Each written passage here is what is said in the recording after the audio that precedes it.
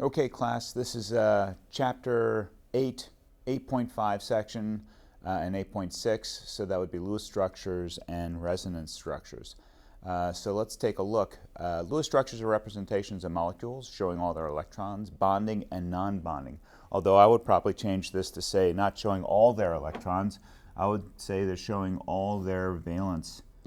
There we go. Valence electrons, because we're not going to talk about core electrons at all. So core electrons, as you know, like if I take a look at each one of these chlorine atoms like this, you see that I have 7 electrons, although that's not all of chlorine's electrons. Chlorine has 10 electrons that are core on the inside that we are not showing.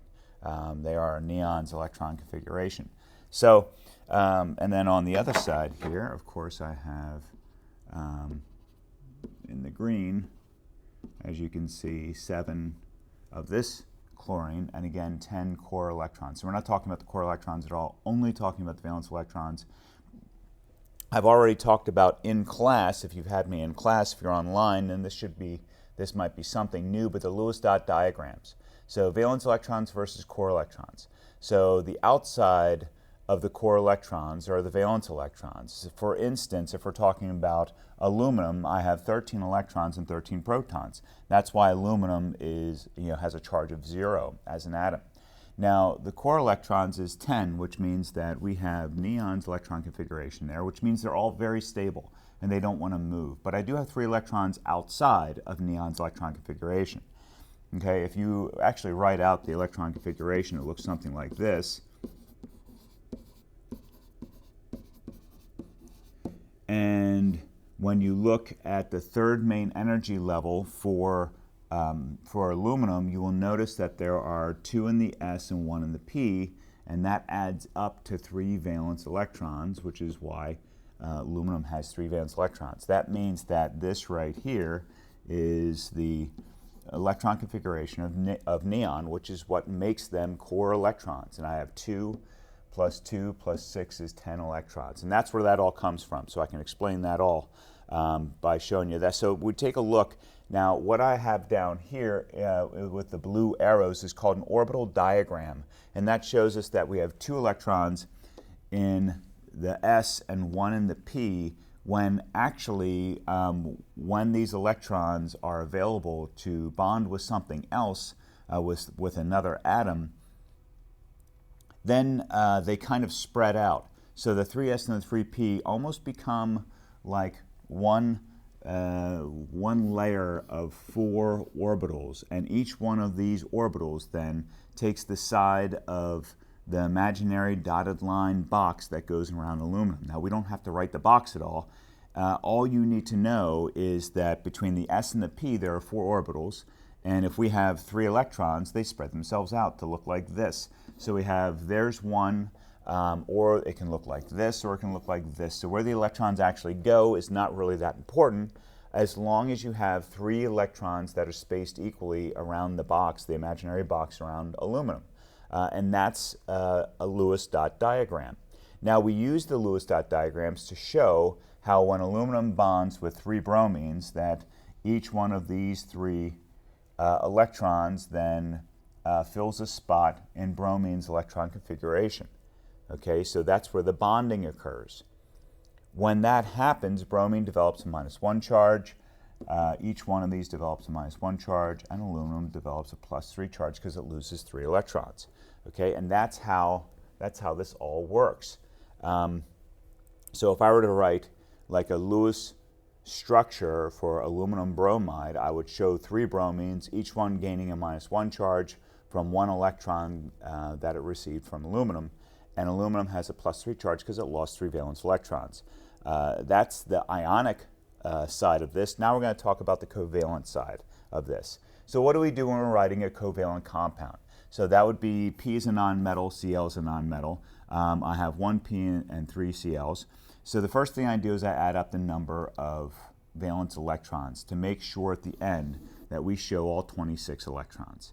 Okay, this is a compound, which means that there's no charge up here, so that means 26 electrons is what we're going to end up with. If we had a polyatomic ion, that's a little bit different of a procedure. So let's keep moving. So we add up all the charges, and then we find the one that's the central atom. The central atom is now, in this case here, phosphorus is the first one listed, which means that there's a couple of reasons why it's listed first. Number one, it's the least electronegative, which means that it's further to the left on the periodic table, because electronegativity decreases as we go from right to left. Also, it has the most single electrons, which means it can form the most single bonds. Okay, so if I look at the dot diagram for phosphorus, phosphorus is in the fifth group over. If we ignore the transition metals, so I go hydrogen, beryllium, boron, carbon, nitrogen. So as I go over, I have five. If you want to, you can do it one of two ways. You can count on the periodic table from left to right, skipping over the transition metals, or you can simply take a look at the electron configuration. The electron configuration here is 3s2, 3p3, which means that this one and this, like these two here, add up to a 5. So 5 valence electrons is another way to do it. So that means it looks like that. I have 4 sides and 5 electrons, which means 2 of them have to pair up. So once I have 3 single electrons there for phosphorus, that is clearly the central atom. So once you figure out who the central atom is, then you can place it in your structure, like that. So I place it in my structure. Let me see if I can figure out how to, I wish I had a little bit more room here. Let me just scroll down so you can see what it looks like. So once I have phosphorus here placed in the center, then I take my chlorines. My chlorines each have 7 valence electrons. Okay, when I count from left to right on the periodic table, I get 7. And what I'm going to do is put the single electron that we have for chlorine and match it up so it matches up with a single electron like this from phosphorus for each one of these. Okay, 7 electrons, that means 1 is single. Then I connect the dots like this to make the bonds. And that's how, that's my structure. Now let's count the C. Every line is worth 2 electrons, okay, and the rest of the electrons are shown to you. So I got 2, 4, 6 electrons, and then these 2 are 8, and then over here, 10, 12, 14, 10, 12, 14, 16, 18, 20, 22, 24, 26. So that's all 6 electrons. Okay, that's a lot of, I should have used a different color to do that. So let me just go back through and do that over one more time again so you guys can see it closely. Now there are like a number of steps. This book goes through like a whole bunch of steps. And some of it's relevant, some of it seems like a bit much when you're just kind of fitting things together. But let's go back through this again. So I got phosphorus. Here is my Lewis dot diagram for phosphorus. My chlorine looks like this. It has 7 valence electrons, so my chlorine looks like that. I do exactly the same thing for all 3 chlorines, except I just move that single electron to wherever it fits so it matches up with phosphorus' single electron. So my first one was on the left-hand side. My next one over here is on the right-hand side, and the one on the bottom, of course, the single electron was on the top. So I can match them together like that. So I put these bonds together like this. Now, one of the reasons why I do this is to check my octet rule. My octet rule says that phosphorus has to have 8 valence electrons when we consider all lone pair electrons, which are these 2 at the top, and then all of the bonds. If I have 4 lines and 2 electrons per line, then phosphorus here has 8 electrons. Consider each of the chlorines. I have 1, 2, 3, 4, 5, 6, 7, 8. So each of the chlorines has 8 also, because these are all the same like this. So if all of my elements have the octet rule satisfied, and we have 26 electrons.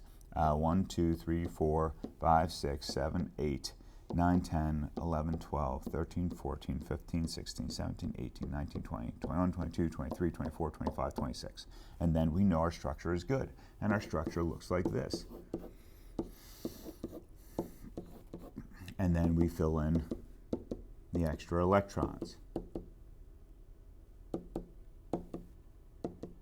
And then 2 on the bottom. Like that. 26 electrons, there's our Lewis structure. Let's keep moving. So it says keep track of Lewis structure. Do you see how you just kind of like keep going? So if you run out of electrons before the central atom has an octet, then here's where we start to make more bonds. So in this case here, it says writing Lewis structures if you run out of electrons before the central atom has an octet.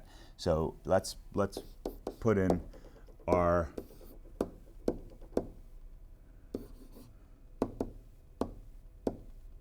like that. So there's all of our electrons. There's our Lewis dot diagrams for each one of them. Notice that we're going to definitely do this and we're definitely going to do that. But notice here that I have electrons there and electrons here.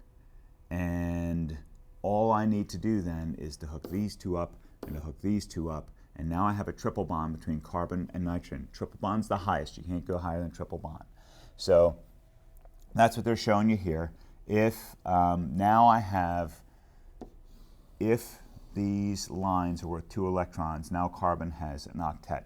By the way, hydrogen does not need an octet. Hydrogen needs a duet, and it has that when it has only 1 bond. Okay, nitrogen needs an octet, so that would be 1, 2, 3, 4, 5, 6, 7, 8. Okay, so carbon, nitrogen have octets, hydrogen has a duet, and everything's good there. We're going to keep working on this. This is something called formal charge. Formal charge is way easier than you think it is. Formal charge just means the number of valence electrons. These would be the electrons that you count on the periodic table. And then it says electrons assigned to atom. So what we do is in this scenario here where I have oxygen and like that and like this, and then it has a double bond. Now the double bond is 2 sets of electrons, and then 2 sets of electrons for oxygen like that. So oxygen has 6 valence electrons, as you see here. And then you guys can see that there is, I'm going to change colors, and I'm going to go bonds here and bonds here. So you can still see the blue electrons. And then what I do for the formal charge, here is 6, 4, and 6, because these are the valence electrons that we know that each one of these has by counting on the periodic table or looking at the electron configurations. And then I break the bonds and I show how many electrons do I have for oxygen on the left-hand side once I break the bonds and split half of the electrons to one side and half to the other. And that means oxygen has 1, 2, 3, 4, 5, 6, like that. So that would be 6. If it equals 0, our formal charge is more stable. And then the carbon here has 1, 2, 3, 4. So that's 4. So when I subtract these 2, I get 0 again. And 1, 2, 3, 4, 5, 6, like this, which means I subtract those 2 and get 0 again. So this is another way to check to see if we have a stable structure by using what's called formal charge, the valence electrons minus the electrons assigned by breaking bonds and splitting the electrons one way or the other. Notice in this structure down here, I have 1, 2, 3, 4, 5, 6, 7 electrons assigned, but 6 electrons, valence electrons for the left carbon. Here I have 1, 2, 3, 4 assigned to carbon, and that fits with a number of valence electrons. But over here, I have 1, 2, 3, 4, 5. So here I have the -1, here I have a +1. Now, of course, they're going to both, like the -1 and the +1, add up to 0, but what's important is that here I have something other than 0 and other than 0, where in this one for my formal charges, I have 0, 0, 0. which means that this is more stable. We will practice doing the formal charge then also. Let's keep going. Writing Lewis structures. We're going to practice writing Lewis structures.